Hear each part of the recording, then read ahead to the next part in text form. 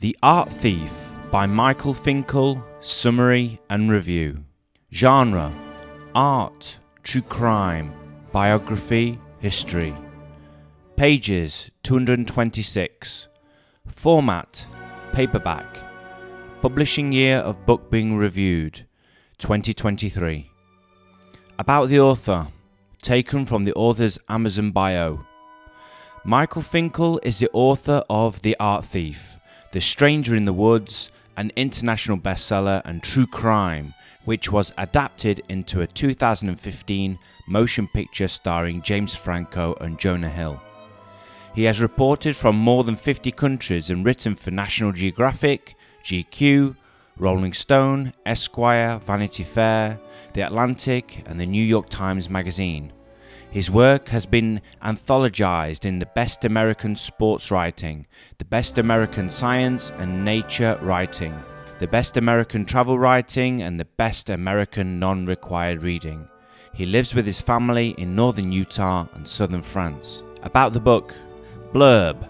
The true story of the world's most prolific art thief who accumulated a collection worth almost £1 billion.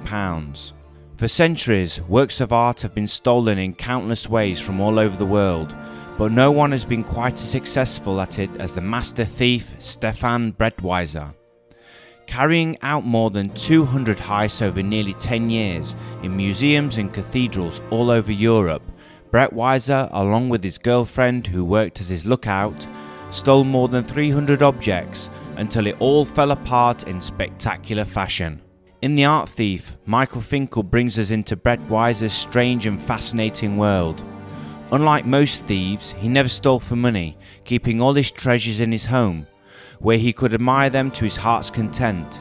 Possessed of a remarkable appreciation for art and an innate ability to assess practically any security system, Brettweiser managed to pull off a breathtaking number of audacious thefts. Yet these strange talents bred a growing disregard for risk and an addict's need to score, leading Brettweiser to ignore his girlfriend's pleas to stop, until one final act of hubris brought everything crashing down. This is a riveting story of art, crime, and insatiable hunger to possess beauty at any cost.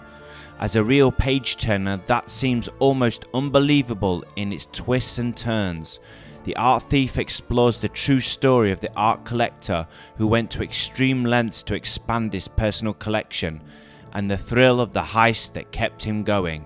Basic content and structure. The book begins with a map of Central Europe, drawn with dots placed at every location where Brettweiser and his girlfriend stole pieces of art.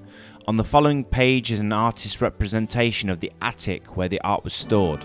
The main body of the story is broken up halfway through by 8 glossy pages depicting a small selection of the art that was stolen. At the end of the book there is a dedication and thanks, a note on the reporting, and image credits. Review: technical. The book hooks you in straight into the action.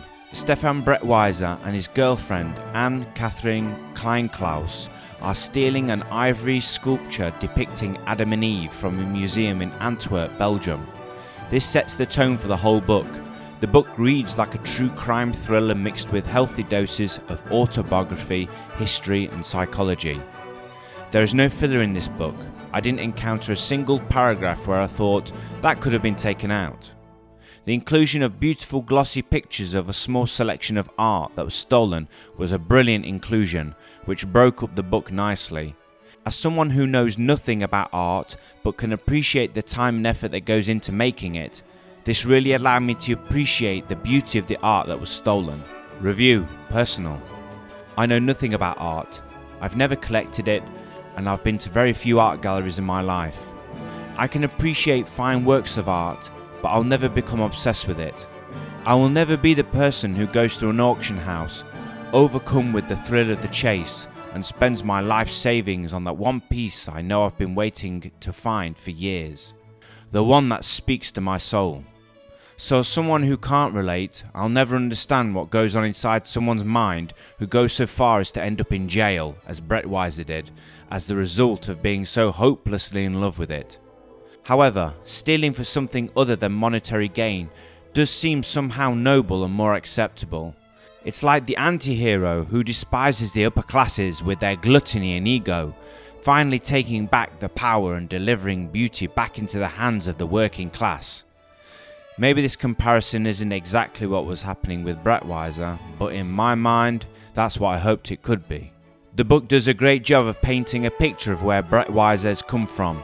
From his childhood into his teenage years, you get a glimpse into his experiences that would shape his personality as he reaches his 20s. You get a detailed image of the couple's lifestyle and how they view the crimes they were committing. This story only cements in my mind there are people who really do live life to the beat of their own drum. There are people who have had just the right life circumstances and who maybe diverge from the typical neurological norm, and bang, you have a real life main character. Brettweiser is believed to have Stendhal syndrome, a physical and mental condition where a person becomes so overcome with the beauty of art they can experience dizziness, heart palpitations and memory loss. Brettweiser says that when he learned of Stendhal syndrome, he felt a shock of recognition. Brettweiser felt such a strong pull towards certain pieces of art that he and he alone had to be the sole keeper. They had to be his.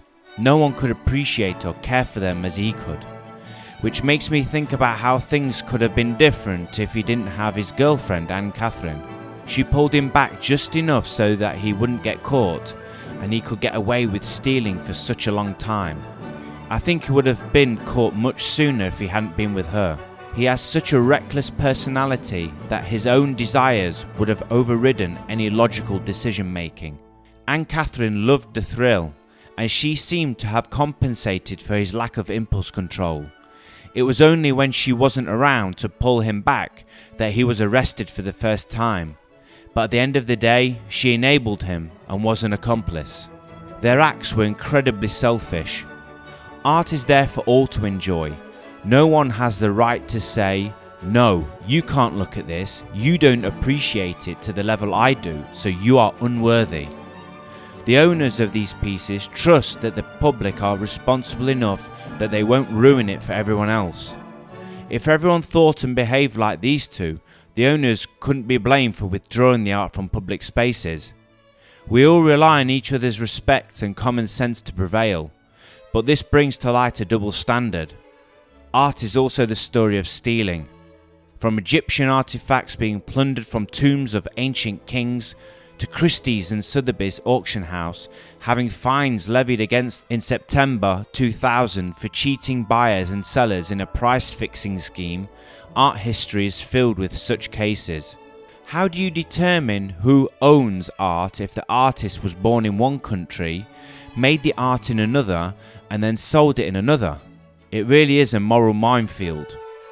What you also find incredibly shocking when reading this book is how you can steal so easily from just acting normal. Here's an excerpt from the book which describes this perfectly. The work was displayed in the museum's entry room, the most crowded spot in the building. Late on a July afternoon, visitors stirring, guards roving, nothing appeared out of the ordinary. No one was seen running or handling a weapon or tool or carrying a suspiciously shaped package. No windows were opened, no side door jimmied. There were no unusual distractions, no commotions. Madeleine, the name of the artwork, was there, then she wasn't. The large outer frame remained in place, but suddenly, stunningly, bafflingly, there was a hole in the middle.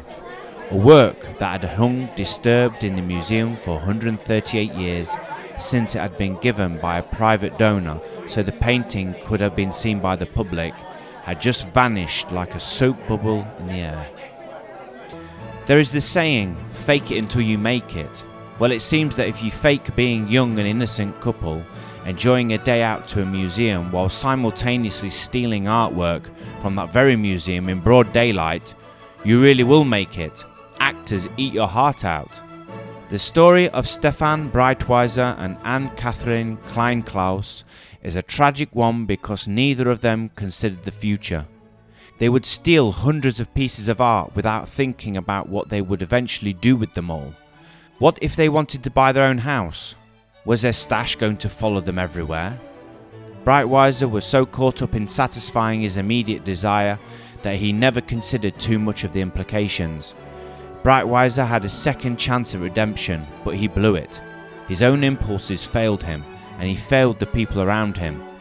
In the book, we hear in great detail how his mother suffered. She was no angel, and it could be argued that she was an accomplice, but it was Breitweiser who started all of this. His actions alone set the wheels in motion, and it will be his actions alone that save him from committing more theft. But maybe his behaviour is so ingrained that he will, unfortunately, never change.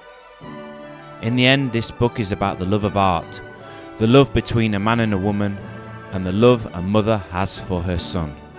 If you enjoyed this review and summary, please like, subscribe, comment, and I will see you all next time.